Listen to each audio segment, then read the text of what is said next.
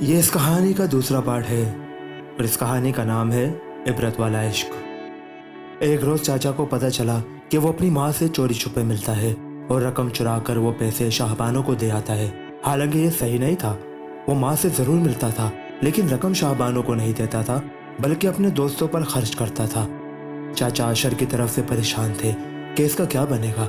دکان سے بھی ہٹا لیا کہ روز چوریاں کرے گا تو کاروبار کو ہی ڈبو دے گا۔ اشر کو پیسے چرانے کا چسکا پڑ گیا تھا۔ اس نے اپنے چند بدماش قسم کے دوستوں کو ساتھ ملا لیا اور اپنے والد ہی کی دکان میں نقب لگائی۔ چاچا کے وہم و گمان میں بھی نہ تھا کہ خود اس کا اپنا فرزند اس کی دکان میں چوری کرا سکتا ہے۔ انہوں نے پولیس میں رپورٹ لکھوائی اور پولیس نے تفتیش کی۔ تب پتہ چلا کہ چوروں میں اشر بھی شامل ہے۔ جب پولیس اس کو گرفتار کرنے آئی، اس وقت والد اور چاچا دونوں گھر پہ نہیں تھے اور اشر چوک میں اپنے دوستوں کے پاس بیٹھا تھا۔ پولیس اشر کو گرفتار کر کے لے گئی۔ ابو اور چاچا دوڑے دوڑے تھانے گئے۔ بہرحال چاچا نے بیٹے کو چھڑوا لیا، اسے جیل نہ ہونے دی۔ چاہیے تو یہ تھا کہ اشر شرمندہ ہوتا، لیکن اس کا حوصلہ اور بڑھ گیا۔ وہ اپنے گروہ کے ساتھ گاؤں میں چھوٹی موٹی چوری چکاری کرنے لگا۔ چاچا نے ابو سے کہا کہ اس کی شادی کر دیتے ہیں، یہ شادی کے بعد سدھر جائے گا۔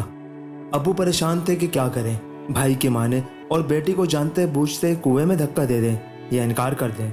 دوسری صورت میں خاندان کا شیرازہ بکھرنے کا امکان تھا۔ اگر میری اشر سے شادی نہ کرتے تو ماریہ کی بھی ظفر سے نہ ہوتی اور نادرہ اور رخسانہ کی شادیاں بھی میرے بھائیوں سے نہیں ہو سکتی تھی۔ گویا ایک میری قربانی دے کر والد اپنے خاندان کو ٹوٹنے اور بکھرنے سے بچا سکتے تھے۔ انہوں نے والدہ سے مشورہ کیا۔ امی نے کہا کہ اشر فطرت کا برا نہیں ہے، حالات نے اس کو ذہنی انتشار میں مبتلا کر دیا ہے۔ اگر وہ سگی ماں کے پاس چلا جائے تو مجھے امید ہے صحیح ہو جائے گا۔ والدہ کے کہنے پر ابو میری شادی اشر سے کرنے پر آمادہ ہو گئے۔ جب مجھے اور ظفر کو اس بات کا علم ہوا، ہم دونوں بہت پریشان ہوئے۔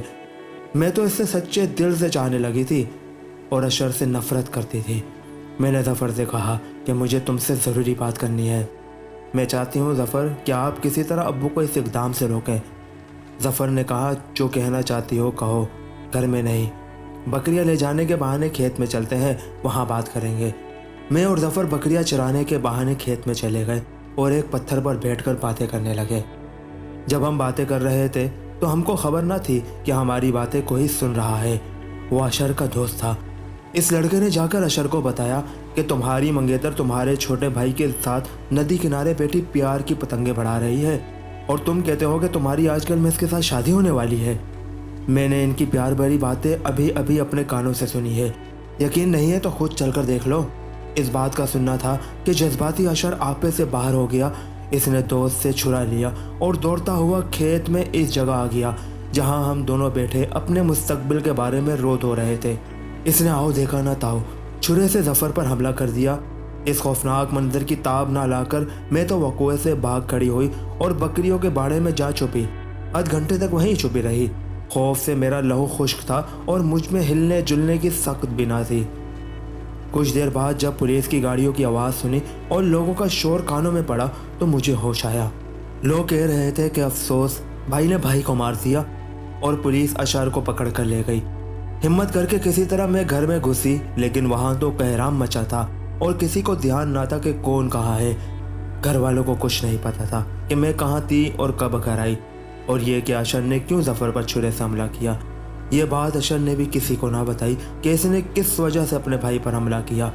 اس نے پولیس کو یہ بیان دیا کہ جب میں نے والد کی دکان میں چوری کروائی تھی تو ظفر نے میرے والد کو میرے دوستوں کے نام بتائے تھے جس کی وجہ سے ہم پکڑے گئے تھے۔ مجھے اپنے بھائی سے اس بات کی رنجش تھی۔ میں نے بھی خوف سے نہیں بتایا کہ جب اشر نے ظفر پر حملہ کیا میں وہاں موجود تھی اور اپنی آنکھوں سے ظفر پر وار کرتے دیکھا تھا۔ مجھے تو زندگی کے ساتھ ساتھ اپنی عزت بھی مطلوب تھی۔ راز تو راز ہی رہا، لیکن میرے دل پر ایسا گھاؤ پڑا جو آج تک ہرا ہے۔ ظفر جس سے میں پیار کرتی تھی قتل ہو کر من و مٹی تلے جا سویا۔ اشر کو جیل ہو گئی۔ اس واقعے کے 4 سال بعد میری شادی میری خالہ زاد اور ماریہ کی شادی ابو کے ایک کزن کے بیٹے سے ہو گئی۔ والد نے رخسانہ اور نادرہ کا بھی رشتہ نہ لیا کیونکہ وہ دونوں ظفر کے قتل کے بعد اپنی حقیقی والدہ کی تحویل میں چلی گئی۔ والد نے کچھ رقم چچا سے لے کر بستی میں ایک چھوٹا سا گھر خرید لیا اور چچا سے علیحدہ رہنے لگے۔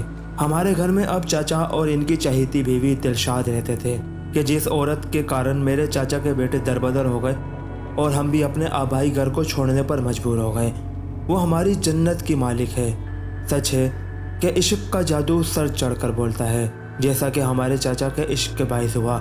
इनका इश्क बेशक इनके लिए बाइस राहत होगा, मगर बाकी सबके लिए तो बाइस इबरत ही साबित हुआ। ये था इस इश्क का, इस कहानी का इबरत भरा अंजाम। ये कहानी आपको कैसी लगी कमेंट्स में ज़रूर बताइएगा। किसी और कहानी के साथ मुलाकात होगी। अल्लाह हाफिज़।